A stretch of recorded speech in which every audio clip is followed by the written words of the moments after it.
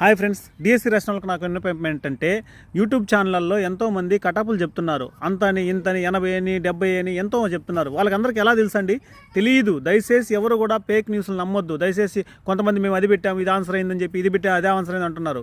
ఇది ఒక సిస్టమేటిక్గా జరుగుతుందండి. ఎవడెవడో పిచ్చి మాటలు, పిచ్చి కబుర్లు, పిచ్చవరాలు చేస్తే, యూట్యూబ్ ఛానల్లో ఫేక్ న్యూస్లు క్రియేట్ చేస్తే అవి నమ్మి వ్యూస్ కోసం వాళ్ళు ఇష్టానుసారంగా చెప్తే ఎవరు నమ్మొద్దు. దయచేసి అందరికి మంచి జరుగుతుంది, నార్మలైజేషన్ ఉంది. సో కటాపులు చాలా తగ్గుతాయి. ఎస్పెషల్లీ ఎస్ఎస్ సోషల్ రాసిన వాళ్ళు. ఎందుకంటే చాలామంది పేపర్ కష్టంగా ఉన్నప్పుడు ఏంటి, కటప్పులు తగ్గుతాయి.